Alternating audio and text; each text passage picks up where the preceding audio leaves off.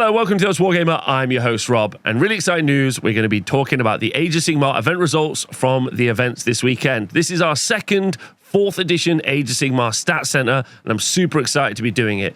I record these while I stream on Twitch. There you can see the Twitch chat, and they are helping me collaborate and talk about the different rules and the different armies that we've seen perform well over the weekend.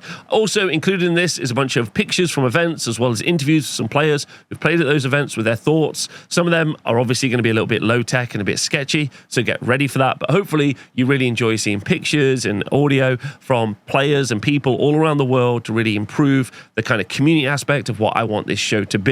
Also, please just throw me a little bit of a bone. It's really early into the edition, and you might be out there and saying, I know the rule for every army in the world. I might get a couple of things wrong over the next few weeks on the Stat Center, just because it's a lot of information to put into my brain. But hopefully, over the next few months, we'll be able to learn and develop, really start to understand, like, you know, the units that are doing well, the armies that are doing well, and also don't get too excited about, well, not excited, you can get excited, obviously, but don't get too angry or mad about what the event results are this weekend. This is only the second week that Tournament Age of Sigmar has been available to play. Arguably, last week was too early. So really, this is probably the first proper week where people have even had a week to look at rules. So it's going to take a lot of time for an actual meta to establish. Most of the people playing this weekend just gone, well, this will have been some of their first tournament games, like for 4th edition, so I'm sure there were lots of mistakes, there were lots of things like not being done right, and a bunch of other stuff. So, you know, this is just a fun snapshot of what's going on in the world, and not definitely the hard and fast, these are the best units, although I'm sure some YouTubers will say that they are, but those people are idiots. So let's go and look at all of our event results, and let's go and talk about them right now. The first event that we're going to look at is our largest of the week. Here you can see a bunch of them, and it's the Age of Sigmar Grand Tournament USA Open in Tacoma with 84 players. So it's being held in the USA. An important note to make is that Age of Sigmar events run by Games Workshop, or at least these kind of Grand Opens, are 8 rounds. And then they split the players after the 4th round into pods. Those pods then have different wins and losses and a bunch of other stuff. If you are one of the attenders of the Tacoma Open and you had a great time with that system, then that's really cool, and I'm glad you had a good time. From a viewer perspective, like me and you at home, the placings will look incredibly odd, because while our first place, Tom, has got 8 back-to-back victories, if we go down to 17th place, we can see that Dylan, whose list we're going to talk about in a bit, only lost 1 game and went 7-1, but is in 17th place, whereas other people like Alex up here lost 5 games, and only got 3 wins, but is placed above. So the placings and the pod system don't really translate, at least very well, in this infographic, you know, in this list format. And also 8 rounds is a lot of rounds. So just be conscious of that and don't be too, like, kind of worried. That's why we never do, if you've never tuned into the Age of Sigmar Stat Center before, sorry, I should say, what we normally do is we review the 5-0s, so the people who've gone 5-0, because that's a normal event, or we review the 4-1s. We don't do top 10s or top 3s, because that's obviously silly. And instead, we do the people who were able to win 5 games or win 4 games out of 5. That's how we normally do it. So this is an odd one to start us off, because it's got all sorts of, like, nonsense. But with first list we will look at is, because I don't like the pod system, just FYI. First list we're going to look at is Tom Guan, last year's Age of Sigmar 3, the last GHB, most successful tournament player, and you can go find all those stats on the honestwargamer.com, thanks to honest Warhammer Rob, different Rob to me. So if you go on there, do I still have it up somewhere? You can go and look at all this information where you can see who did really well last year, and it's no surprise that the most successful player of Age of Sigmar 3, the final GHB of Age of Sigmar 3, Tom Guan, was also the winner of this event. Tom, famous for carrying around zombies in pizza boxes, was able to go 8-0 at this event. And he was running Soulblight Gravelords, and he was running in the battle formation Death Stench Drove. This allows you to pick up to 3 units at the end of any turn and move, let them pile in, make a pile-in move, and also on a 2+ do D3 mortal damage. What that means is he's going to be able to tag, which means bring other units into combat with some of his units. Why would you want to do that, you ask? Well, it means that in their preceding turn, or next turn, sorry, not preceding turn, their following turn, they might not be able to, they might have to retreat and not be able to move on to objectives or do other stuff therefore pinning them in. This is something that Tom has done a lot. If you shut down your opponent's ability to move, they can't move on to objectives, score battle tactics, etc., and therefore they're in a much more difficult time. So that's the Death Stench Trove. Spell Law was Law of Undeath. This is the only one available to Soulblight Gravelords. Importantly, I think that they have a spell in their spell lore which gives strike last. So that's obviously super effective when we go and look at the fact that Mannfred is in this army, because Mannfred allows you to also get strike first on Mannfred. So this means you can make unit strike last, which means everyone has effectively got strike first against it, and also Mannfred has got strike first, so he's going to be able to fight somewhere else as well. I cover this all in my Soulblight Gravelords review if you want to go check it out, where I definitely cover that in more detail. And then Manifestation Law was Morbid Conjuration. I will be putting a video up about the Manifestation Laws, but this is probably the best one. Probably Morbid Conjuration as a Manifestation Law is equal to about 300 to 400 points worth of units in an army, maybe even more, and therefore is very, very effective. At this event as well, the Games Workshop, because they run the event, they ruled that some of the manifestation will be able to move into combat as opposed to needing to charge into combat. That is not an official FAQ, that was just something that was said, whereas the actual rules, because they have the fly keyword, they're not actually able to move into combat without charging. So until official rule is released by Games Workshop, I'd probably not, at your own events at home, or even at an event, not be moving either the Purple Sun or Grymtide into combat, and instead would be charging them into combat. But we'll cover that in the manifestation video. All right, what's in his list? Well, he's got Mannfred von Carstein, a really solid combat wizard, which is really effective. And like I said, he's got that strike first, and he's got the ability to give additional attacks out to units like Graveguard and Black Knights, which is going to make those Graveguard do much more damage. And those Black Knights are also really solid. Unit of 10 Black Knights, really good, really fast, very effective. Graveguard, big punch units.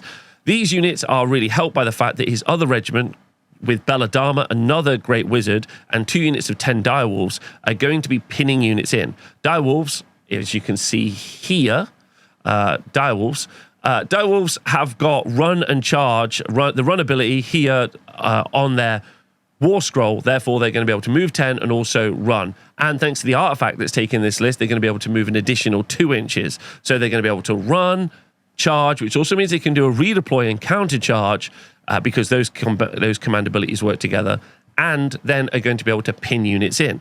They've got 2 health each, a unit of 10, so that's 20 health. So that's going to be really effective in being able to keep those units locked in, because that's a lot of wounds or a lot of health to get through to be able to clear them off.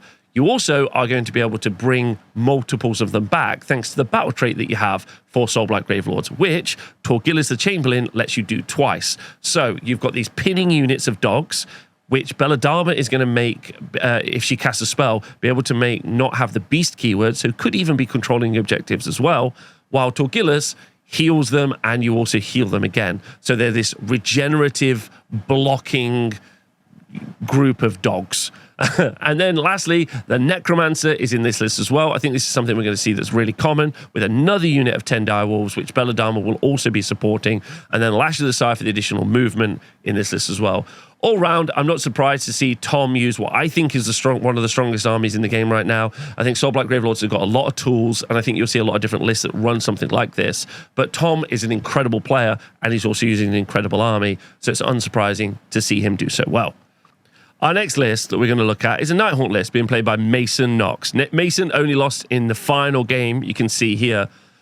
His Nighthaunt list is pretty interesting. He has got a Deathstalker's army, which gives him run, retreat, and charge. This opens up a lot of abilities, obviously. Redeploys and counter charges all over the place. That's very effective for moving around the board, especially with his very fast and mobile army. Don't forget, Nighthaunt also have an unrendable save. So whatever save value you see them have, you're not going to be able to put any rend through them, which is going to be very effective as, I don't want to say like a gatekeep army, but effectively what they do is if you've got a really good unit that's always good because it punches through armor, then this unit is going to ignore that, and that's going to make them very survivable.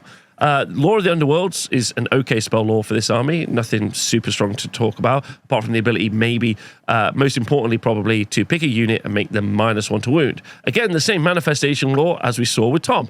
The Morbid Conjuration lore, Purple Sun, Grymtide, all incredibly good, obviously in combination with Shackles, which is mental.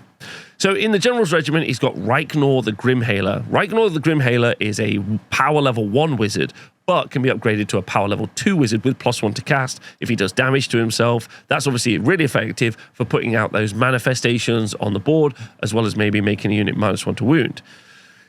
The first unit we're going to talk about is, in the General's Regiment, there's a unit of Reinforced Hexwraiths, and in another regiment, there's another unit of Reinforced Hexwraiths. Hexwraiths are a great cavalry unit. So if we just go and take a moment to look at their war scroll, you can see that Hexwraiths are a unit of 5, but Reinforced would be a unit of 10 with 3 health each. So a unit of 10 is going to be 30 health on a 4-up unrendable save with a 6-up ward save, but the ability to give them a 5-up ward save thanks to a command ability that are in the battle traits. That's super survivable, and there's 2 units of 10 of them. That's 60 health on a 4-up unrendable save. Pretty nice. Each one of the horses has also got a control value of 2. So they're already survivable, and they're good at holding objectives. In addition, they're great on the charge, with 2 attacks per rider, 4s and 4s, rend 1, but it's got critical auto wound, so any 6s to hit are going to critical auto wound. On the charge, it's got damage 2, which is really nice. And as you can see, thanks to Spectral Hunters, their ability, they're going to be able to do mortal wound damage on the charge. Very, very effective units. He's also got a unit of Craven Throne Guard, which is a light shooting unit, but they can shoot into things that are obscuring, which is quite a nice piece of tech. Then you have another unit of of Reinforced Bladegeist Revenants, which, if we just take a moment to look at the Bladegeist Revenants, then you can see here I've got 2 attacks each unless they've charged, and with counter charge, redeploy and charge, run and charge, and a bunch of other stuff, you can have an incredible time, because +1 to attacks characteristics means you can have 30 attacks. You can get +1 to hit, so it's 2s and 3s with critical auto wound, rend 1, damage 1. And because you've got a unit of 20, that's going to be 60 attacks. That's a lot. Only 1 health each, but 4-up save. That's very nice as well. So they're really good. Dreadside Paladins are also absolutely excellent as a tech piece for dealing with spells. Then in the other regiment, there is a unit of Knight of Shrouds. There is a Knight of Shrouds on Ethereal Steed, but the important part probably here, as well as our other unit of Hexwraiths, but the other important part is our unit of Dreadblade Harrows. There are 2 units of 2 Dreadblade Harrows. The important reason that you're probably seeing them brought is because of their ability, Phantasmal Discorporation, which can be done in any movement phase, which means every movement phase. And the effect is you remove this unit from the battlefield, set it up again on the battlefield more than 9 inches from all enemy units. This is incredibly effective for doing battle tactics. Battle tactics, you don't win by killing anything in Age of Sigmar. If you kill enough of your opponent, they can't score points by holding objectives or doing battle tactics. But truthfully, your job is just to score points. And battle tactics can be done really well with these 2 units because they can teleport in your opponent's turn. Therefore, you set yourself up to do battle tactics in your turn. This gives you a lot more maneuverability with your main forces and let them concentrate on dealing with the enemy units. And so seeing those 2 units in there as well. Really cool list. Mason's a great player. I'm sure there's loads more to talk about with this list and how Nighthaunt work as well, but really cool. Our next army is a Seraphon army played by Bryce. Shout out to Bryce. Now, Bryce was running the Shadowstrike Star Host battle formation. This allows 3 skink units in your shooting phase to move d6 inches, but not move into combat. Okay, that's nice, especially for redeploys, being able to move closer for charges, a bunch of other stuff. Well, not redeploys. What I mean by redeploys is it makes your opponent be able to redeploy less far away. Not less far, but you get closer is what I meant to say. Anyway, I really messed that up. I apologize. The spell lore for Seraphon is you've got a horde clearing spell, so pick every model and enemy unit, do 5-up. It's got run and charge, which obviously is really good for units that want to get into combat. And it's got the ability to pick an enemy unit and reduce their rend, which makes you more survivable. That's the lore of Celestial Manipulation. And then the manifestation lore is the same manifestation lore as we've seen already. Purple Sun, Grymtide. It has to be FAQ'd. Like, it just has to be already. Okay, then what is in the regiments? Well, the Slan Star Master, which I personally feel is an auto-include. The Slan is super important because you're able to resurrect dead units from the Slan. Therefore, you need to keep the Slan alive, but it's 280 points. It's also a 3-cast wizard, so it's going to be able to cast each one of those three of the four manifestations, because a single wizard is able to bring all of the manifestations to the board if they want to, which is pretty wild. In addition to all of those things, it's got the ability to add +1 cast to another wizard nearby, and also is going to be able to cast spells through a skink that's nearby to extend its range, which is pretty nice. Got +1 to cast innately on its scroll. These are all really good things. Also got the Coat Familiar, so once per battle is going to be able to add an additional d6 to its casting rolls, meaning it can get a very important spell off, probably something like Purple Sun. Then in the General's Regiment is a unit of Agrodon Lancers. They are very good to be a bodyguard unit or an honor guard unit using the season rules, because +1 to hit and +1 to wound on Agrodons make them crazy good. They're very survivable with 5 health each on a 4-up save. There's a reinforced unit is a unit of 6, with normally it's a unit of 3. So that's 30 health. They're great on the charge. They're actually better in sustained combat because they gain rage tokens, which gives you additional attacks on the mounts, which are Rend 2 damage too, which is amazing. The unit Saurus Guard, that unit is there mainly to hang around with the Slann, because it's going to give the Slann a 5-up ward save, making it much more survivable. Unit Saurus Warriors are incredible, in my personal opinion. That's a unit of 20 models. Each one's got 2 health each. Great armor save, very survivable. You can bring models back. They're good in a fight as well, especially if using Purple Sun to reduce the armor save of enemy units nearby. Then in the other regiment is a Skink Starseer. Great, probably incredibly pushed at 150 points because it's a 2-cast wizard. That's right, a 2-cast, maybe a 1-cast. I think it's a 2-cast though. It's wild, and it's got the ability. It's got the ability to turn off ward saves for enemy units nearby. It's got the ability to add 5-up ward saves once per battle to your units, which is wild, and it's just crazy. And then a unit of reinforced Raptidon chargers, so that's a unit of 10, another unit of Raptidon chargers, and a unit of 5 Raptidon chargers. Why, Rob, are they so good? Well, a unit of 5 Raptidon chargers, unit of 5, because they come in 5s, have got 3 health each on a 5-up save, so that's still quite a lot of health if it's not a good armor save. But importantly, the Tepok Lance, which is the Rider's Lance, has got 3 attacks each. So a unit of 5 is 15 attacks, 16 with a champion, but our reinforced units, of which there are a unit of 2 units of 10. So a unit of 10 is going to do 31 attacks, hitting on 4s, wound on 4s, obviously they're bad, but rend 1, and then damage 1, unless it's charged, in which case it's damage 2. With run and charge, redeploying your opponent's turn, you're going to be able to move this already fast-moving unit at move 12 really fast across the board, and then you can add one to those hit rolls on a turn in which they charged, thanks to shooting attacks to Raptidon Hunters, but there's none in this list. So it's just a very cheap unit. If you think about it, they're 280 points for 31 damage to attacks. If you kill that unit of Raptidon chargers, which is 30 health, so that's not the easiest thing to do, then the Slann is going to be able to bring 5 of them back and send them on the same mission to run around the board. And lastly, don't forget the Realm Shaper engine can do some additional chip mortal wound damage, right? So incredible stuff. Really fun list, really good. Lots of really good output from the Raptidon chargers, which obviously keys in really nicely with the sub-faction rules. I'd also like to point out that the heroic trait on this, because I did miss that, so I just want to make sure I say it, the heroic trait on the Skink Starseer is Beastmaster, and Beastmaster adds 2 inches to the move characteristic of friendly Seraphon cavalry, wholly within 12 inches. So then those Raptidon chargers are moving 14 inches. With a spell, they're going to run and charge, and they're also going to move in the shooting phase. They're very fast. Our next list is a Tzeentch list. Many people online were saying Tzeentch wasn't going to be a good army, but I never agreed with that. In my review, if you go look, I always say I think it's a really good army. And Matthias Crucial fucking proved it like a legend. Yeah, absolutely crushing it. Well done to Matthias. Now, he was running the Seeker Cavalcade. The battle formation is Seeker Cavalcade, which is retreat and charge for cavalry, of which there are a lot. And it's a 2-drop list as well. Law of Extravagance for Tzeentch. There's some okay stuff in there. There's this really interesting one where you can pick an enemy unit, and then when they are elected to fight, you can actually retreat 2d3 inches out, which is kind of fun when you obviously engage with like redeploying counter charges and loads of other mechanics as well. That's quite fun as a spell. Probably the other important spell to do is a unit where you get +1 to wound against it. I think that's right. The regiments are Glutos or Scolian is the general, with 2 units of reinforced Bliss Barb Archers, which is 2 units of 20.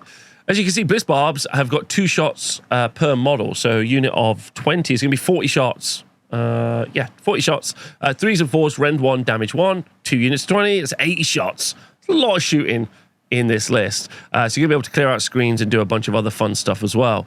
Then in the other regiment, you've got Shalaxi Hellbane, a unit of Hellstriders, unit of Hellstriders, and unit of Slickblade Seekers. Don't forget, Shalaxi is able to pick a unit and make them strike twice, once per battle, as well as being a anti-hero kind of character, and also got the ability to do this kind of fun counter, not counter charge ability on her War Scroll. You can see it over there. It's a once per turn army reaction. Your opponent declared a charge ability for a hero within 9 inches of this unit, and you can move 2d6 inches, and you can basically shut down their charge. It's really good. And then she's great. 6 attacks in close combat at damage 3, but if you're fighting a hero, it's rend 3. In addition, obviously, this is a hero-heavy game. Every regiment requires a hero to lead it. So you're going to just be able to use her really well. I think she's very, very good, which is cool. Leading a unit of Hellstriders, another unit of Hellstriders, a unit of Slickblade Seekers. So they're fast, could achieve battle tactics. They can fight twice, which is great, and really excellent. And again, I don't think I mentioned, but it's got the Manifestation Law, Morbid Conjuration. And it's got 2 level 2 wizards. So Glutos is a level 2 wizard, Shalaxi, level 2 wizard. So both of them be able to bring a lot of those manifestations to the table. Let me tell you, just run that at the moment, apparently. So anyway, well done, Matthias. Our next list is a Cities of Sigmar mist list run by Dylan, I apologize, Therault. He's running Cities of Sigmar in the Ironweld Guild army. That battle formation adds +3 inches to the range of your missile weapons, which is really good because he does have 2 units of Free Guild Fusiliers. They shoot 18-inch range, so that means they're going to be 21-inch range. He's got both the Spell Law and the Prayer Law, and there's some incredible stuff in there. You've got the ability to do a 3d6 charge. You've got the ability to add +1 to hit and +1 to wound. You've got the ability to potentially give +1 save and -1 to be wounded to a unit. Those are all some of the bonuses you can be able to give to some of your units. Again, 100% pick rate, Morbid Conjuration as the Manifestation Law. The General's Regiment is the Alchemite Warforger, who's going to be able to add +1 save to a unit on a 3-up, and itself is a wizard, and is going to be able to bring that good Spell Law support to the army for very cheap. 2 units of 23 Free Guild Fusiliers, as I talked about, and those guys can shoot 21 inches with 2 shots each. There's a way to give them +1 to hit and +1 to wound from the Prayer Law or the Spell Law, one of those 2. And that means you're going to have, from a unit of 20, 40 shots, 3s and 3s, rend 1, damage 1. The heroic trait that's been taken on this army, Master of Ballistics, that's on the Fusil Major on Ogre Warhawk, means that when you give a unit +1 to hit and shooting, you're also going to give them +1 to wound. So that does mean our 2 units of Free Guild Fusiliers are going to be doing 80 shots, 3s and 3s, rend 1, damage 1. I guess it's 41, well, 82, thanks to the champion. And thank you to Cutesay in the chat, who's done the math for us, which means that you're going to make 36 save rolls from those 82 shots, which is a lot, all at rend 1. There's also a prayer to make it so that you ignore the positive modifiers to save rolls if you do enough damage to them, which is pretty nice. Fusil Major on Ogre Warhawk as well. When he targets a unit, gives +1 to hit to units, which is nice. And has got the Sacred Tome, which is making him a priest, meaning you gain access to that fun prayer law, which is really good. Then there are 2 units of 10 Free Guild Cavaliers. They're incredibly survivable, especially if you give them +1 save from a prayer or +1 save from the Warforger. And they're 3 healthy, so 10 is 30 health on a 3-up save before you go any further with them, which is nice. On the charge, they do a ton of damage. You got a unit of Wildercorp Hunters. I really like this unit as well. They're cheap. They have a pre-game move, so just before the battle starts, they're going to move. Great for battle tactics. Great for shutting down a Caesar Center as a battle tactic against your opponent as well. And then in the list, there's a Rune Lord who's also a priest, giving you more priestly powers in your list, and a unit of Hammerers. Hammerers are wicked. They've got a 5-up ward save when next to the Rune Lord. They're great in combat. I wouldn't be surprised if we see, and that's a unit of 20 Hammerers as well. I wouldn't be surprised if we see even more units of Hammerers in the future. If you just take a look, a unit of 10, they've got 2 attacks each, 4s and 3s, -1, but damage 2. So a unit of 20 Hammerers is going to be doing 41 attacks, damage 2, which is good. And that means it's hammering time, ladies and gentlemen. That's what time it is. It's hammering time. So great list. absolute massive congratulations to Dylan. Try and get those units on the board. Our next list is run by the fantastic Carson Whitlock. He also has a YouTube channel where you'll be able to find him talking about loads of different Age of Sigmar stuff, as well as doing battle reports. If you want to go check them out, they're really high quality and they're super good and really nice people. That's called Saga of Dice. So go check it out. So Carson was running an Ogre Moor Tribes army, and he was running Prophets of the Gulping God as his battle formation, which gives you +1 to cast 2 wizards. There's 2 wizards in this list. He's got the Lore of More Magic in here, the Everwinter Prayers, and he has got a Priest as well, because he's taken a trait or an artifact to do that. And again, 100% pick rate, Morbid Conjuration for the Manifestation Lore. He's got a Slaughtermaster, which gives you either +1 attack or a 5-up ward save out into an aura. A unit of Iron Guts, which are really good. Let's go look at Iron Guts for a moment. Unit 4 Iron Guts have got 3 attacks each, plus an additional 1 for the champ. Hitting on 4s, win on 2s, rend 2, damage 3, and then once per battle, they've got fight twice, which is very, very good. So you're going to be able to do these massive combat punches with these guys. Then a unit of Gluttons. He's also got another unit of Iron Guts and another unit of Gluttons in different regiments. And then this next regiment has got the Frostlord on Stonehorn. That's been made a Priest, 2 units of Noblars, a Mournfang pack, and then finally a Butcher, which is going to give run and charge to the other Gluttons and the Iron Guts. So 2 units of Iron Guts, 2 units of Gluttons, Noblars and Mournfang. I think the Noblars are built for either screening or doing battle tactics, which is really nice. And then it's just a lot of melee output from this army, with the addition of being able to put, obviously, there's manifestations on the board, and also being able to bring the support from the Lore of Magic and the Everwinter Prayers. Our next list is run by the absolutely fantastic Matt Beasley. Matt's one of the Team America players, and he's just a super good guy and probably thinks more about Age of Sigmar than even I do. Like, just a great dude. He's running the Disciple Tzeentch list, which many people consider to be not one of the stronger armies, like, you know, at the kind of start of the game, if anyone can even work anything out. He's running the Weird Flame Host battle formation, which means any units that have the burning keywords, that's enemy units that you attach the burning keyword to by either doing shooting or spells and then activating ability at the end of any turn, which is an ability that they can heal back through rally or other healing mechanics. So it's a very inconsistent like debuff to put on a unit. And then you're only going to be able to apply it to 1 unit per turn. So very limited. However, if you do, then they are -1 to wound for their attacks. You know, that's what it is.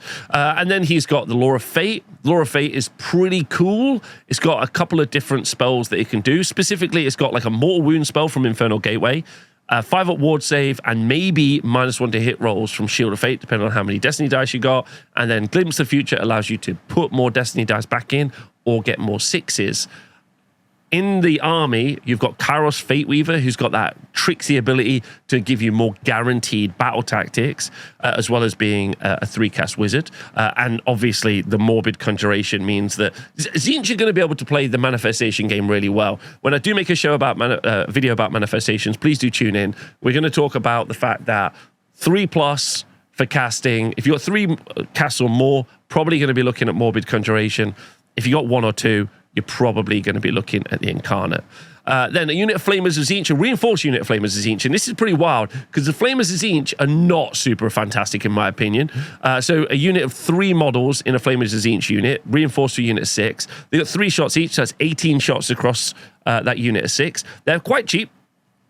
But 3 shots that do D3 damage, but no rend unless you're shooting against infantry. I think the trick with this unit is that you are going to be trying to apply burning onto the enemy units, but it's also very short range, 12 inches, only got 2 health each, 5-up save. I think the trick for making these survivable is what he's done with his Lord of Change. Lord of Change is -1, gives a -1 to hit aura in the combat phase to demon units, and then in conjunction with the Illusionist heroic trait, which is an additional -1 to hit both in shooting and in combat. So if you end up in combat with any demons near the Lord of Change, they are going to be -2 to hit. Obviously, it's capped at -1, but it means even if your opponent gives themselves +1 to hit, they're still going to be -1 to hit, which is how it's stacked. Then he's got, as a a unit of Screamers of Tzeentch. I think that unit is there specifically to do battle tactics. And then a unit of Zangor Enlightened on Discs of Tzeentch. Now, they are your combat power piece. Very fast. They move really fast. And with Destiny Dice, you've got those guaranteed charges, which I think is good. Reinforced. Unit of Blue Horrors of Tzeentch for holding objectives. A Burning Chariot of Tzeentch. And then a unit of Pink Horrors for also holding objectives. So it feels like 2 Lords of Change, doing lots of manifestations, putting them on the board, and then making it so that your opponent is needing to kill those, kill the other stuff on the objectives as you're applying debuffs, minuses to hit, minuses to wound, thanks to the Weird Flame, is kind of a key mechanic for how this army is working. In my, like that's how it looks to me. And also, finally, obviously, don't forget that you're going to be able to return those models back thanks to the Lord of Change, or those demon units back from the Lord of Change when they end up dying. So you've got a bit of recursion in the list as well. So you've got spells being killed and brought back, you've got models being killed and brought back, and then you're just sitting and just trying to score points in tactics. The next army is an Ossiarch Bone Reapers army being run by Alexander Geiger. He was running the battle formation Mortars and Council, which provides +1 to cast for Ossiarch Bone Reaper wizards that are infantry only. He's also taken the Law of Ossian Sorcery, which is obviously their spell lore, and we have not seen Morbid Conjuration. Instead, we got Horrors of the Necropolis. Probably the best spell in that lore is the -1 to ward saves aura manifestation, which is obviously really good. In his army, he's got a Catacross, the Mortarch of the Necropolis. Probably the best thing that Catacross does, as well as being a combat piece, is the ability to add +1 save to units within 18, wholly within 18 inches. I think it's wholly within 18 inches. The Prime Necrophos is what he does. In addition, you can use Relentless Discipline, which is your battle trait abilities for units within 18 inches. Steal command points as well, which is really good. Oh no, he adds +1 from Supreme Lord of the Bone Reaper Legions, is how he does that. Okay, that's what he does.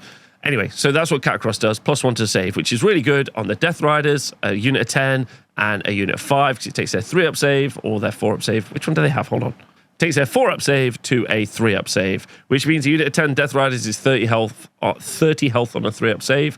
They also have got a crazy amount of attacks, 31 attacks from unit of 10 on the charge, doing a damage 2 with crit 2 hits in a way to give them exploding 5. So instead of crit on 6s, crits on 5s. That's really good. They're very, very fast. Another unit of 5 Death Riders.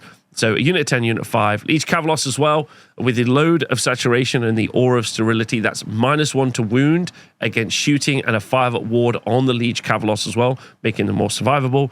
Then the Mortisan Soul Mason, which is a 2-cast wizard, which is obviously good for putting down those manifestations, but its War Scroll has got a Always Strike First buff that you can apply to one of your combat units, which is obviously really good for those Death Riders, or that 540-point unit of Morghast Archai, which is really solid, because that unit of Morghast Archai are really, really strong.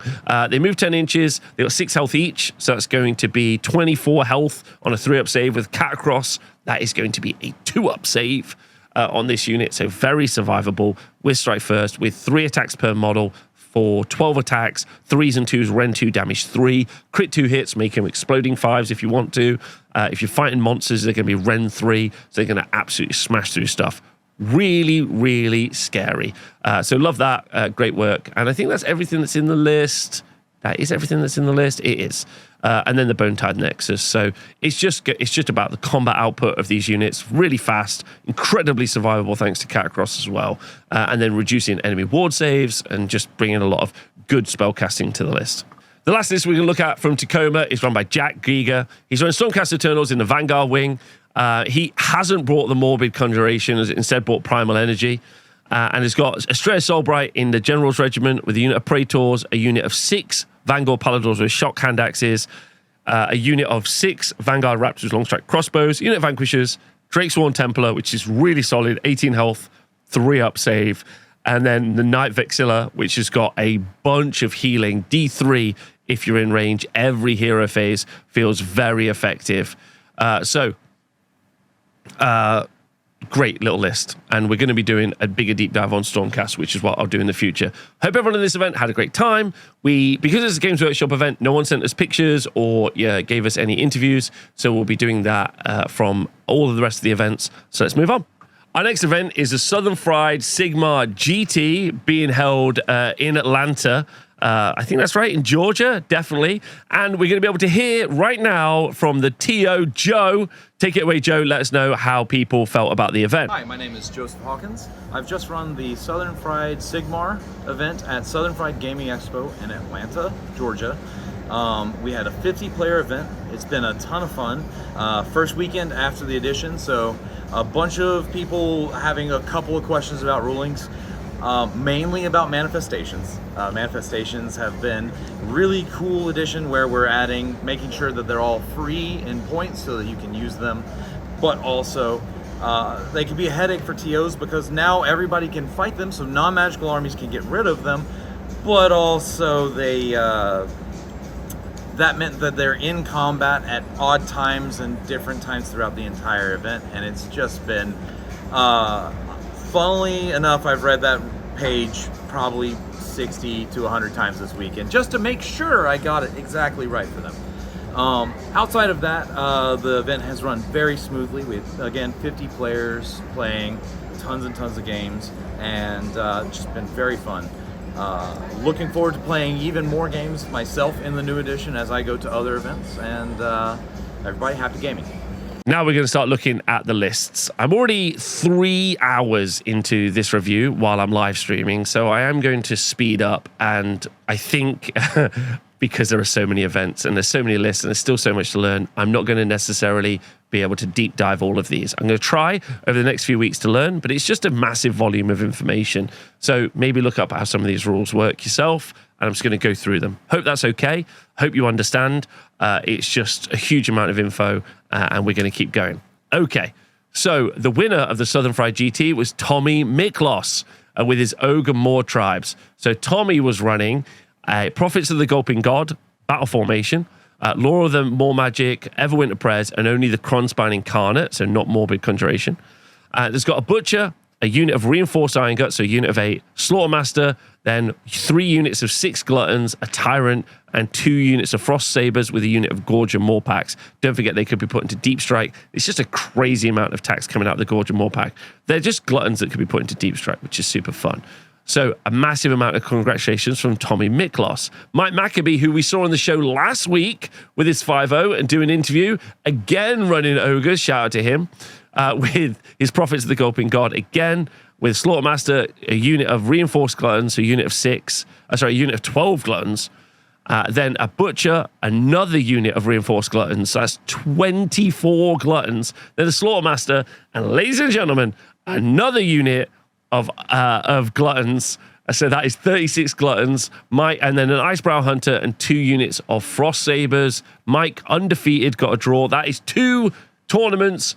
No one could beat Mike Maccabee so far, undefeated in Age of Sigmar 4. Then Christopher Grope was running Slaves to Darkness. His Slaves to Darkness list was a God's Wrath Warband, and he had Be'lakor in his General's Regiment, and obviously brought the Morbid Conjuration Law, a unit of Reinforced 6 Varangard, a Demon Prince with the Mark of Nurgle, with the Conqueror's Crown and the Gradients of Dark Glory, and then 1 unit of Dark Oath Fell Riders, and obviously his faction train, and then he brought a Regiment of Renown.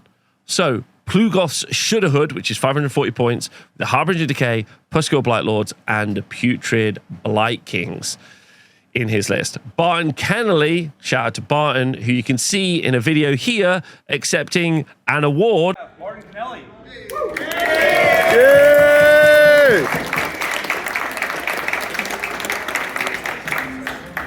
Was running a Cities of Sigmar list. He was running, let me just double check for you, the College Arcane, the College... He was running the Arcade Expedition for Cities of Sigmar, and he was running Primal Energy Manifestation. Now, a lot of dwarfs in this list for dwarf fans. General's Regiment, a Warden King, a unit of Reinforced Hammerers, then a Sorceress, and 3 units of 5 Dark Riders. Battle Mage on Griffin, with a Grizzled Veteran, with another Rune Lord in a 3rd Regiment, with a Brazier of Holy Flame for all the healing, another unit of Reinforced Hammerers, and a unit of Ironbreakers Reinforced. So that's 2 full units of Hammerers. I would like to say in the first week of Age of Sigmar 4, second week of Age of Sigmar 4, we have seen Hammerers feature at the top tables at least twice now. Absolutely amazing stuff.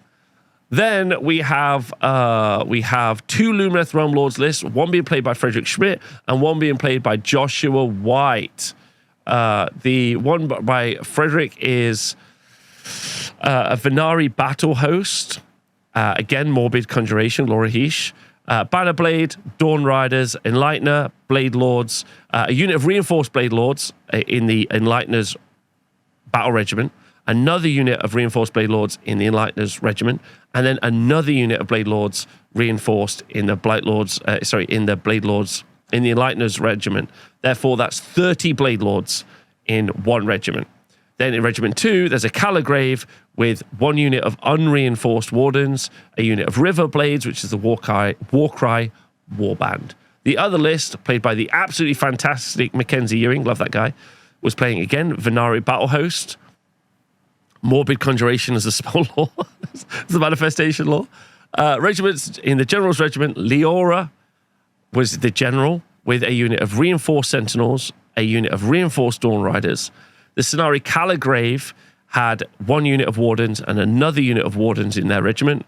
And then the Enlightener has a unit of Blade Lords reinforced and a unit of River Blades in its list as well. And lastly, Cody Bates was running Nighthaunt in Deathstalkers with the Morbid Conjuration spell law with Lady Alinda, a unit of Dreadblade Harrows, another unit of Dreadblade Harrows, and a reinforced unit of Hex Wraiths, the Lord Executioner, and then another regiment, Guardian of Souls, with the Rule of the Spectral Hosts, Bladegeist Revenants, both reinforced, Dreadside Harridans in that list as well. So those Revenants and also those Hex Wraiths seem to be very popular for those Nighthaunt players. Looks like a great time at the Southern Fried GT. Thanks to the players for sending in video and pictures of that event. I hope everyone had a great time, and you should try and go and play some games there if you can. Our next event takes us to the US again for the LSO Outlaw GT, which featured 32 players battling it out in Texas. So shout out to, I think the event organizer was Vince Bodin. So shout out to Vince for organizing the event there. So if we take a look at the event results, Ryan Rutherford and Benjamin Richardson both went 5-0 at this event. So this is Ryan Rutherford, who went 5-0 and first place at the first ever 4.0 GT. So we have a few questions for him here. So having played the first GT of 4.0, how do you feel about the new edition? I like the new edition a lot. Every game I've had has been fun. The game does feel a lot quicker, is the way I would put it. Like even the games that take the same amount of time feel like they're much quicker on the board. And it feels like much more like nothing is guaranteed. There's a lot more play to stop whatever your opponent's doing. So that's fantastic. Now, what about the new edition has been the most welcome change to you, and what's the most unwelcome? All commands being like end of your opponent's phase instead of like not having to stop and be like, do you want to redeploy? Stop, do you want to redeploy? All that stuff. And also the fact that all those commands are like independent of what your opponent's doing. Like you don't need to charge Unleash Hell. They don't need to get within 9 to redeploy. Means that, you know, your options, what you want to do on your turn, you can control a lot, or on their turn, you can control a lot more than just hoping they make a mistake. Gotcha. That makes sense. And then finally, how do you feel about the overall balance of the game? I think it's good. I think that it's probably there are things that could be changed to make it better. Nerf Rock Guts. There's a reason I took 21 of them. They're way too cheap.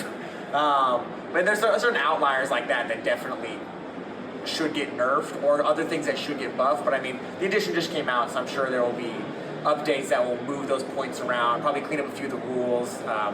And yeah, that's pretty much it. All right, and final bonus question here. What advice would you give to new players? The double turn still exists. Don't be so afraid to take it that you lose because you give your opponent the turn, and don't be afraid to take it if you will win the game off of it. There are several opportunities where I was given the turn when I probably shouldn't have been, and there was one opportunity where I took the turn and won me that game. So. All right, well, thank you very much, Ryan. No problem. Thank you. Ryan Rutherford was running Gloomspite Gits, which was all Trog heavy. He had the Trog Herd, and therefore he had 1 battle regiment with Scragrot, and then 6 Rot Guts and 3 Rot Guts in that regiment. And then Trug's regiment has got Trug in it, obviously. 2 more units of 6 Rotgut Troggoths, and then the Dankhold Trog Boss. And then the Dankhold Trog Boss had the Clammy Cow and was Loon Touched. Did not bring Morbid Conjuration, and instead took the Dank manifestations. So you love to see that. Benjamin Richardson was running Lumineth Realm Lords. The Lumineth Realm Lords list was a Venari battle host, which brought the manifestations of Heesh. So Texas not doing morbid conjurations, it seems. This army contained Archmage Teclis in the General's Regiment with a unit of Venari Sentinels, and that is reinforced. 2 units of unreinforced Wardens. The next regiment had the Banner Blade as the hero, with the Masterful Tactician and the Waystone. And then that had a reinforced unit of Wardens and a reinforced unit of Dawn Riders. So Teclis obviously being able to do a lot of AoE mortal damage there. Carl Peag was running Flesh Eater Courts with a 4-1. Matt Taylor. Oh, in fact, actually, let's take a look at them. Jumping into the 4-1 section, Carl Peag was running Flesh Eater Courts. Matt Taylor was running Bone Reapers. JT Johnson was running Nighthaunt. Christopher Schelling was running Stormcast Eternals. Stuart Angleton was running Deepkin. Dylan Rieger was running Slaves of Darkness. Matt Robish was running Daughters of Cain. Kenneth King was running Gloomspite. Gits. I'm going to look at those lists now. Congratulations to all those players. What's important to talk about is they're all very different factions. Lots of factions is really fun. So, looking at Kel Pig's list, running Flesh Eater Courts, he was running the Battle Formation Lords of the Manor, was running Morbid Conjuration, of course. And then his regiments, his General's Regiment had Usharan and 1 unit of Crypt Guard. His next regiment had an Abhorrent Arc Regent with a Cruel Taskmaster heroic trait, and then a reinforced unit of Morbeg Knights and 2 unreinforced units of Morbeg Knights. His next regiment was run by an Abhorrent Cardinal with a unit of Crypt Horrors and then a Marrow Scroll Herald with the Charnel Vestments. That is their Flesh Eater Courts list. Our next list was run by Matt Taylor with his OCR Bone Reapers Gavelords Lance. He again was running Morbid Conjuration as the manifestation law. I don't think I need to read out the spell law because most armies only have access to 1. He was running Nagash, a unit of reinforced Death Riders, another reinforced unit of Death Riders, a single unreinforced unit of Death Riders, and then a Liege Cavalos with the Helm of Tyranny and the Aura of Sterility. Very aggressive. JT Johnson was running a Nighthaunt list in the Death Stalkers battle formation. He had a regiment with Nagash, a unit of Chain Rasps, a reinforced unit of Reapers, his second regiment had Reikenor the Grim Hailer as the hero, with a Cairn Wraith, with the Rule of Spectral Hosts and the Light Shard of the Harvest Moon, another unit of Chain Rasps, and then the Dreadsouth Harridans reinforced in that list as well. And again, unsurprisingly, Morbid Conjuration. Next up, the Triple Threat Stormcast Eternals list being run by Christopher Schelling had Morbid Conjuration as the spell law, and Lightning Echelon was the battle formation, with a general running Karazai the Scarred and a Knight Vexilla. And then the next regiment had Krondis with another Knight Vexilla. That is a lot of healing, maybe 2d3 to both of those 2 heroes, which is pretty good every hero phase. And then 2 units of Vanguard Hunters. And then, ladies and gentlemen, a third dragon has hit the army list with a Drakesworn Templar in the regiment with a Quicksilver Draft and Envoy of the Heavens. I adore that list. That's super fun. I love a Doom stack. Stuart Angleton was running Ideth Deepkin in the Achillean Beastmasters battle formation with the Kronspine Incarnate manifestation law. And then the Eidolon of Mathlon was the general with the Ancient Pride and the Dreitschleich artifact and also trait. Achillean Leviathan in that regiment with a unit of reinforced Morsar Guard, another reinforced unit of Morsar Guard, and then another unit of reinforced Morsar Guard. So 3 units of 6 Morsar Guard. And next regiment just had 1 Soul Scryer. And then Dylan Rieger was running Slaves to Darkness and the God's Wrath Warband. Okay. Everything is Nurgle except for the Furies, which are undivided. Nice note. Thank you very much. So he's running a Demon Prince, which was Nurgle, with the Radiance of Dark Glory and the Infernal Puppet. Running 10 Chaos Chosen, Mark of Nurgle, and 2 units of 6 Chaos Furies in that regiment. The next regiment had the Chaos War Shrine with 10 Warriors, another 10 Warriors, and then 5 Chaos Knights, all Mark of Nurgle. And then the last regiment had the Chaos Sorcerer Lord, and the Manifestation Lord was Morbid Conjuration in that list as well. Matt Robish was running a Daughters of Cain army and was running the battle formation Cauldron Guard. He had the Manifestations of Cain in his list, and then his general's regiment was the Hag Queen on Cauldron of Blood with a Zealous Orator and the Cainite Pendant. a unit of Doomfire Warlocks, a unit of Sisters of Slaughter with bladed bucklers that was reinforced, a unit of Witch Elves with the paired blades that was reinforced. The next regiment used a Melusite Ironscale as a hero with a reinforced unit of Blood Sisters, a second reinforced unit of Blood Sisters, and a third reinforced unit of Blood Sisters. And lastly, Kenneth King with his Gloomspite Gits was running a Trog Herd, and he had the Dank Manifestations. He was running in his General's Regiment Scragrot and the Gobblepalooza with a unit of Rot Guts and a reinforced unit of Rot Guts. And then in the next regiment, Trug was running the Troggoth King with the Troggoth King was the hero with a Dankhold Trog Boss with Fight Another Day and the Clammy Cow, and a reinforced unit of Troggoths and an unreinforced unit of Troggoths. That's everything that happened at the LSO. Didn't get any pictures or videos from that, which is a bit of a shame, but congratulations to all those players. Hope they had a nice time. Loads of love to you. Our next event is the Age of Sigmar Grimnir's Vengeance event taking place at the Fabricator's Forge, which feels like it sounds like it's a really nice place to play. They have they have a lot of events very often. That's what I was trying to say. 32 players were playing at this event, and our winner and the person who went 5-0 was Michael Rausch with his Ossiarch Bone Reapers. Swaggy Shadow Sword, as I know him, is a very successful Ossiarch Bone Reapers player last edition, so it's no surprise that he's then translated really well into this edition. His list, he was running an Ossiarch Bone Reapers list in the Gavelords Lance battle formation. He had a General's Regiment containing Catacross, a unit of Gavelords Death Riders been reinforced, and then the next regiment is Arch Gavelords Santos with 4 units of Death Riders, so going multiple small units. And his next regiment has a Mortisan Soul Mason with a Helm of Tyranny and the Diversionary Tactics in here as well. So Catacross, pretty cool. And then the spell law is the Law of Ocean Sorcery. Then we got Ben Kloss with his Lumineth Rome Lords in a 4-1, Roger Barker with Daughters of Cain, Hunter Hoper with Ogre More Tribes, Preston Schlegel with Nighthaunt, all in the 4-1. And again, very diverse list of armies. Preston Schlegel, I apologize, was running a Nighthaunt army in Deathstalker's battle formation. His first regiment contained Curtis Valentine as the hero with 3 units of 5 Hex Wraiths. His next regiment was the Guardian of Souls with the Rule of the Spectral Hosts and the Light Shard of the Harvest Moon, and then a unit of Chain Gas and a unit of Spirit Hosts. And then his next regiment had Lady Alinda with a reinforced unit of Bladegeist Revenants, a unit of Bladegeist Revenants, and 2 Dreadblade Harrows, and the Morbid Conjuration Manifestation Law.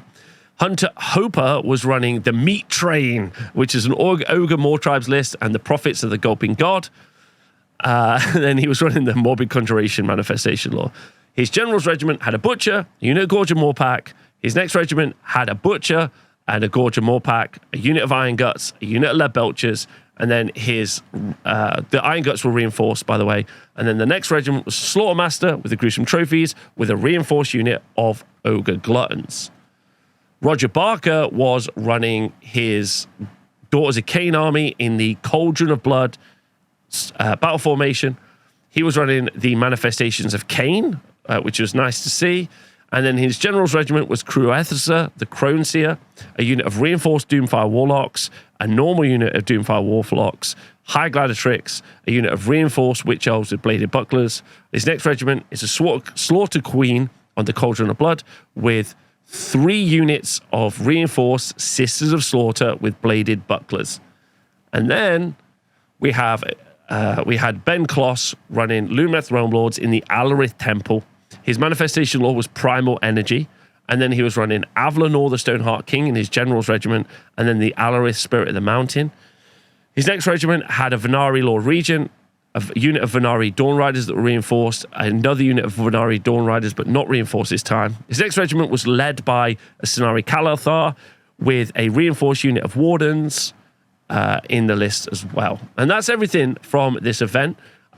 Great to see Swaggy do well, but again, really diverse mix of armies at the top. Hope everyone enjoyed it. Our next event is the Thunderstrike GT taking place in Canada, organized by Energy City Gaming. We had 30 players battling it out, and here's a great set of pictures of people playing at this event and having a great time. Loads of superstars there. But if we go and start looking at the results, we can see that the event was won by Patrick Hudson. And we have an interview with Patrick Hudson right now to tell you about his army and how it played. Hi, I'm Patrick. I just won the Estevan tournament. It was the Thunderstrike GT, so I went 5-0 with Archaon, some Barangard, some Chosen. A few things about my list. The fact it's a 1-drop is one of the best parts. I can always choose them to go first. Usually they like seize the center or something. And then I can, if I'm lucky, maybe roll Archaons once per game. 4 up, I take a double, and then I'm doubling into them when I usually seize the center. Otherwise, maybe they're going to the sides. Maybe I can do some movement on the sides. One of the MVPs of my list, though, is Furies. If you're not taking Furies in Slaves to Darkness, you are doing it wrong, for sure. The fact that they can charge in on a 3-up and then just escape out of there, that's incredible for movement and ability to just capture objectives that people aren't aware of. The other thing, I think all of my opponents right now would say that Chosen slap. They took out about 5,000 points this weekend. Between all of my opponents, I would charge them in, I get +1 on the charge from Cornmark, and they're just doing all the damage because I had them in my General's Regiment, and I was giving them +1 to hit and wound. Those are some of the tech things about my army right now. It is 5-0. There was 2 minor wins, so the games are fairly close sometimes if you don't get the double with Archaon. But if you do, sometimes you can just roll away with the game. Thanks. So if we look at Patrick's list, we can see that he was running the Godswrath Warband in Slaves to Darkness. He took the Grymtide Incarnate as his Manifestation Law, and his General's Regiment contained Archaon, a unit of Reinforced Chosen, 1 unit of Chaos Furies, a unit of Chaos Warriors of Nurgle, and then 1 unit of 3 Varangard with the Mark of Khorne in his list. And obviously he said those Furies were just MVP. So looking at the 4-1s, again, a very diverse set of factions. First list we're going to look at is Cole Windsors. He was running Soulblight Gravelords in the Bacchanal of Blood battle formation and brought Morbid Conjuration as the Manifestation Law. His first regiment is Manfred von Karstein, a unit of Reinforced Graveguard. His second regiment is Prince Vordry, a unit of Reinforced Death Rattle Skeletons, a unit of Fellbats. And his next regiment is a Necromancer with the Lash of the Sire and the Orb of Enchantment, and then a unit of Death Rattle Skeletons and 2 units of Direwolves. Court Barker was running a Soulblight Gravelords in Bacchanal of Blood as well, but he brought the Grymtide Incarnate. And his first regiment, which was a General's Regiment, was Neferata, a unit of Reinforced Blood Knights. Second regiment was Vordry, with a unit of Reinforced Death Rattle Skeletons. Another unit of Skeletons. And then his third regiment was Cadio Ezekiel, with a unit of Kasagi Night Guard, which I did call were going to be something you saw on the tabletop. So I'm absolutely chuffed to see that. That's super fun. I love that. Next, well done to him for taking those. Our next player, Dave Bonseller, again go 4-1 with a Trogherd. Manifestation Law is dank manifestations, so no Morbid Conjuration. And the General's Regiment contains Scragrot, a unit of Fellwater Troggoths, the Gobblepalooza, and a reinforced unit of Rotguts, and then a small unit of Rotguts. The next regiment contained Trug, a Trug boss with the Clammy Cowl and the Clammy Hand, and then 1 Dankhold Troggoth and another Dankhold Troggoth. Riley was running a Nightmare Deep King list with the Keelian Beastmasters. He had brought the Morbid Conjuration Law. The General's Regiment contained Volturnus, the Leviathan, 1 unit of Morsar Guard, and a Thrall Master. The next regiment had the Eidolon of Mathlan. That had taken the Ancient Pride and Armor of the Scythei enhancements, 1 unit of Achillean Morsar Guard, and a reinforced unit of Namati Thralls, and then a smaller unit of Namati Thralls. And coming up short in the 4-1 category is Karlong. He was bringing a Seraphon list in the Sunclaw Star Host. Again, he brought the Manifestation Law Grymtide Incarnate. His General's Regiment was a Skink Starseer with the Kotal Familiar, the Engine of the Gods, and then 2 Hunters of Haunchi with Starstone Bowlers. I assume they're going to become incredibly meta. They're very strong. A reinforced unit of Croxagore. His next regiment was a Saurus Scarvet and Agradon, and then 2 units of 6 Agradon Lancers as well. That's everything from the Thunderstrike GT. Seems super nice. The Canadian meta is really hotting up. Hope everyone had a great time. Our next event was in California, USA, the Age of Sigmar Episode 4 Grymtide, organized by Emilio Cruz. Shout out to Emilio. Shout out to all of the TOs for running the events. Our event was won by Ted Batten. I just want to shout out the fact that I think this event had 22 players playing at it. Ted Batten did an interview for us, which is super cool. Thank you for organizers of the interview, and we can find out what Tad feels about his Nighthaunt army right now. Hey Tad, you just won Grymtide. How do you feel about that? It was fun. Great time, great event. Nice learning 4.0 finally. What do you like between 3.0 and 4.0 changes? So I like the simple order of activations. I do my stuff, opponent then gets a chance to do their stuff. It's pretty clear when timings are going to happen, so I like that a lot. How did you feel about Nighthaunt specifically between 3rd and now 4th? Way less dicey. Obviously, run and charge with the sub-faction or the battle formation is really strong. It's pretty wild. They have some cool tricks, and just the reliability of their like the Wave of Terror or their charge debuffs it's automatic now. No more rolls, so it's nice. If there's anything else you could do to buff the army, what would you do? To buff my current list? Yes, your current list. I think maybe I'm going to take the Black Coach out if I do play with this list again, and then maybe just take another unit of the Dreadblade Harrows. Teleporting in both phases is just insane, so until that gets changed, I'm going to hopefully keep doing that. Lastly, what is the unit that you think has improved the most for Nighthaunt from 3rd to 4th? Well, besides the Dreadblade Harrows, because they're insane now, it's interesting. I think the Hex Race are really good as an actual damage piece now. It's pretty fun. They can actually hit. And then I think just being able to take a mix of units, you're not locked in sub-faction to a specific one. So that's probably the biggest advantage. Awesome. Well, thank you for winning the event, and thank you for driving down from NorCal. Yes, thank you. It was a great time. All right, thank you. Looking at Tad's list, we can see that he was running Nighthaunt in the Deathstalker's battle formation and brought Morbid Conjuration. The General's Regiment had Lady Alinda, a Black Coach, and a unit of reinforced Bladegeist Revenants, and a reinforced unit of Chain Rasps, and a reinforced unit of Dreadscythe Harridans as well. So everything's in that regiment. The next regiment had Outright the Drowner, a unit of Dreadblade Harrows, and a unit of Hexwraiths, and then a final regiment had Lord Executioner with the Ruler of Spectral Hosts, and then Light Shard of the Harvest Moon. And thank you very much, Tad, for making those notes on your list as well. That's very, very cool of you. Looking at our 4-1s, we can see the wonderful Benjamin Hoskins, great guy, with his Slaves to Darkness list. Kyle Callip with his OCR Bone Reapers. Ian Black with his Nighthaunt, all in the list. So let's go look at those, shall we? Benjamin was running Slaves to Darkness in God's Wrath Warband, and a Morbid Conjurations and Manifestation Law. His General's Regiment was Be'lakor, probably the best scroll in the game, a Mindsealer Spharynx, a reinforced unit of Varangard, and a smaller unit of Varangard. The smaller units of Varangard, 2 units of 3, have the Mark of Khorne, and the reinforced unit of Varangard had the Mark of Nurgle. The next regiment had a Chaos Lord and Demonic Mount with the Radiance of Dark Glory and the Realm Warper's Twist Rune in there as well. So just that Chaos Lord and Demonic Mount bringing out those key enhancements. Sorry, I was falling over my words there.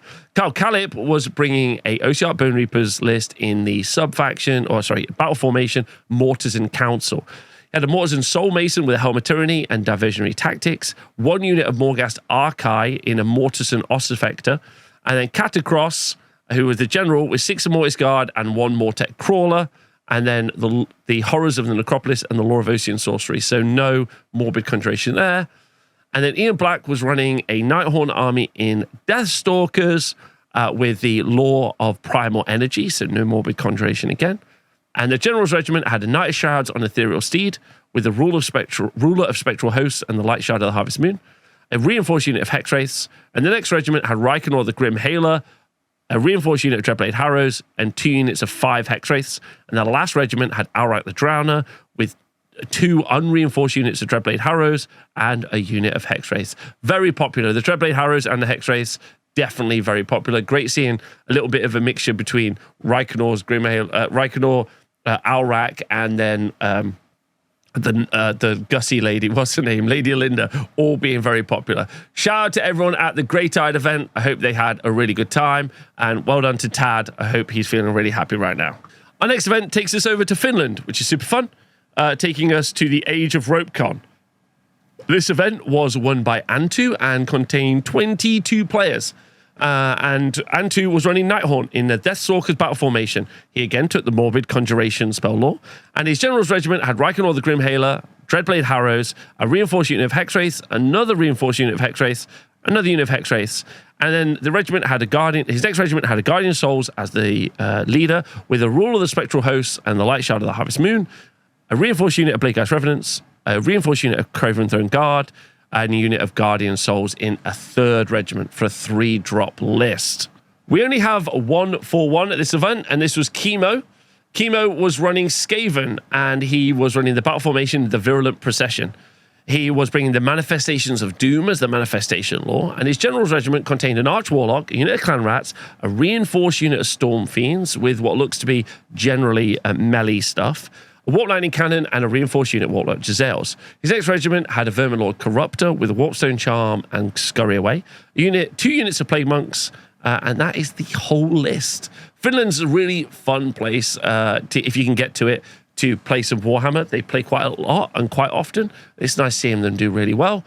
They play loads. They play at Worlds, and it'd be cool if you can get to one of the Finnish events. Our next event takes us to Sweden, with 16 players playing at the Pizza Brawl Summer Edition. This is run on a website called Exen, and of our 20 people, our top player was Theo Papakristodula, one of my favorite people, and he was running Disciples of Tzeentch. That is a 5-0 for Tzeentch, ladies and gentlemen. He had Karas Fate Weaver, a unit of 6 Flamers in 1 regiment, and then the next regiment had Lord of Change with the Illusionist and the Weird Flame Blade, with 3 more Flamers, 3 Screamers, and 1 Chaos Spawn. And lastly, the Changeling as the leader of another formation, regiment with 20 Blue Horrors, 10 Pink Horrors, another 10 Pink Horrors, and the Morbid Conjuration. Sebastian Hedberg was running Slaves to Darkness in the 4-1 category, in the God's Wrath Warband with Be'lakor, 10 Chaos Knights of Nurgle, 5 Chaos Knights of Nurgle. The next regiment contained a Demon Prince with the Infernal Puppet and the Radiance to Dark Glory, Trophy Rack and a Mark of Nurgle, with 5 Chaos Knights and Mark of Nurgle, and 2 units of 5 Dark Oath Fell Riders and the Law of the Damned and the Kronspine Incarnate. And that is everything from Sweden. Sweden's a super cool place to play Warhammer. There's loads of great events. You can go to Umir, where there's loads of good events. There's like Fantasia and all of those. And then there's loads happening around Asylum Wargaming, and in Stockholm as well. It's a really great place to play if you get the chance to go and play. Our next event is taking us over to New Zealand, where they had the Age of Sigmar Quoth the Skaven event. And I got some pictures you can see here, which is cool. Thank you very much for sending me those. And our winner, Bo Patterson, was running Nighthaunt, and we have an interview with him right now. Hey Bo, congrats on winning the event. Thank you. Do you want to just give a little bit about what you think about 4.0 so far? Yeah. So I think the 4th edition seems like it has really good core rules, but it's horribly balanced when it comes to faction strength. Yeah. Yeah, so it's got some teething problems, but it's really fun game. Yeah, absolutely. What army did you play, and what was in your list? I played Nighthaunt. Yep. I had Nagash, 20 Bladegeists. I had a Knight of Shrouds on Ethereal Steed, and 2 units of 10 Hex Wraiths in the sub-faction that lets me retreat and charge. Yeah. That seems super powerful. It's too strong. Yeah. Were any games close, or did you just... Yep, I had one close game against Stormcast, which came down to... there were misplays on both sides because it's a new edition. He had specific tech in his list that was very strong against Nagash. Yeah. And then I just failed a couple of rolls and only won by a few points. Every other game was like at least a 20-point difference. Yeah. Yep. Cool. Well, congrats. You were the only 5-0 here. Well done. Do you think you'll be playing Nighthaunt again? Yeah, definitely. I'll keep playing them until they nerf them. But for more friendly events, I'll probably run something else because that list is very impressive. Yeah, it's very, very strong. You played me, and absolutely demolished me. So yeah. Sweet, awesome, thanks. Cool. So if we look at Bo's list, we can see he was running Nighthaunt in the Deathstalker's battle formation. He had Nagash, Supreme Lord of the Undead, a reinforced unit of Bladegeists Revenants, and then in another regiment, the Knight of Shrouds is leading with the Light Shard of the Harvest Moon and the Rule of the Spectral Hosts, and 2 units of 10 Hex Wraiths. And the Manifestation Law was the Morbid Conjuration Law. There were no 4-1s or no other 5-0s at this event, it being a smaller event. But congratulations to Bo, and shout out to the New Zealand community. Thanks very much for sending me some pictures and videos. Please do send us more in the future, especially as you're a bit removed from everyone. That would be cool. Our next event takes us back to the United Kingdom, where over in Liverpool, we got the Justice Series World Championship qualifier. So this was the Just Play GT, if you want to go up there. Lovely little gaming venue to go and play games at. There were 14 players battling it out to win this event. There's a bunch of pictures you can see right now, which is cool. And our winner, Gavelords, was running Slaves to Darkness. We have an interview with Gear right now, thanks to Richie for sending it to us. Hey, Richie here, and I have just finished running the Justice Series World Championship qualifier in Liverpool. I'm here with our winner, Gear, who's just won 5-0, got a golden ticket, a share of £450 to help get him out to Atlanta, and is the champion with Slaves to Darkness, made up of a lot of Vanguard. How did it go? Yeah, I went with the 12 Vanguard, 6-3-3, and Bellacore, who has a really good war score in this event, in this edition. Yeah. I think the list is pretty strong, but it has also weaknesses as well. It cannot grind that well over time. So I had 2 really close games with only minor victories. You did, yeah. You lost a lot of Vanguard by the end of those. Yeah, they just fell off the table as soon as they were standing there. Yeah, so. Yeah, but I had really nice opponents, and the venue is great. Oh, thank you. I'm really looking forward to coming back here. Oh, well, thanks. Yeah, good. I hope you enjoyed Liverpool as well, which is brilliant, like. Yeah. Good. All right, great. And what do you think of AOS4 so far? I think the core rules are really good. Yeah. So I'm far superior to the 3rd edition, actually. But the indexes are immature. I'm waiting for the battle tomes. I think they will be really good. Yeah. But I've had so much fun. I only played it 2 games before getting here.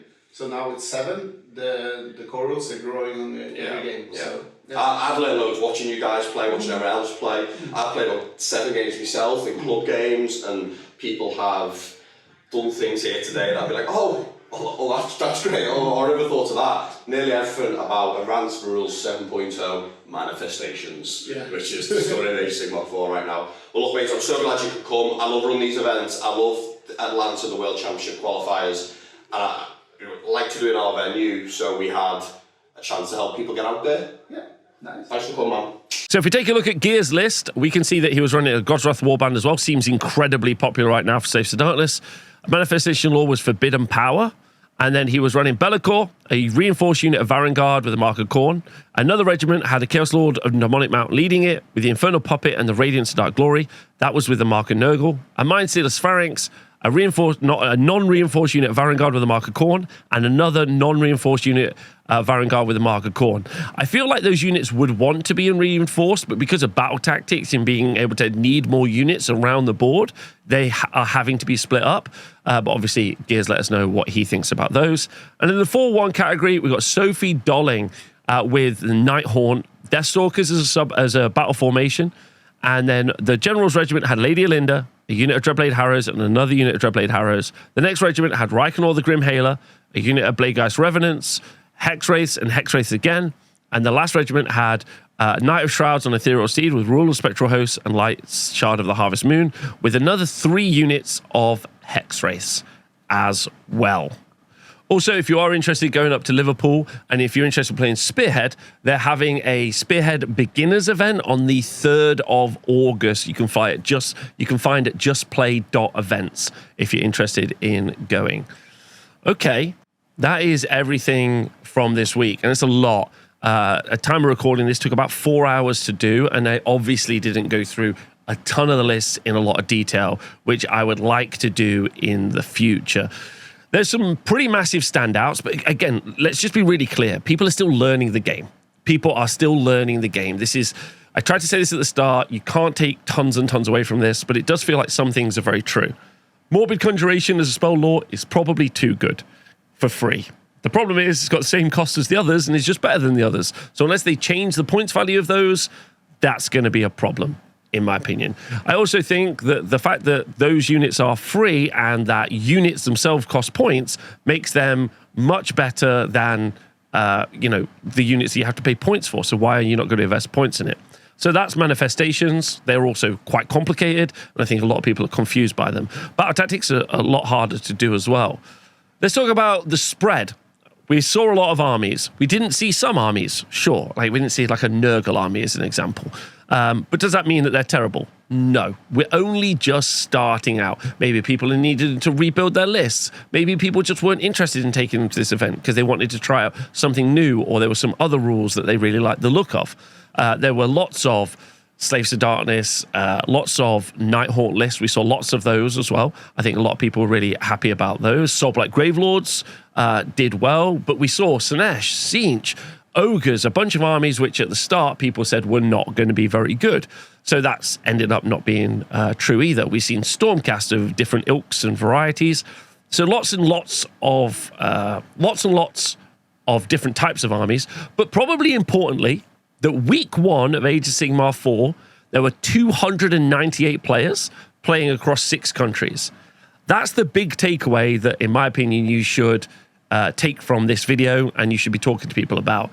Incredibly active community all over the world engaging in the game really early. So that's the start, and in my opinion, it's just going to go from strength to strength. So it's looking really excitingly.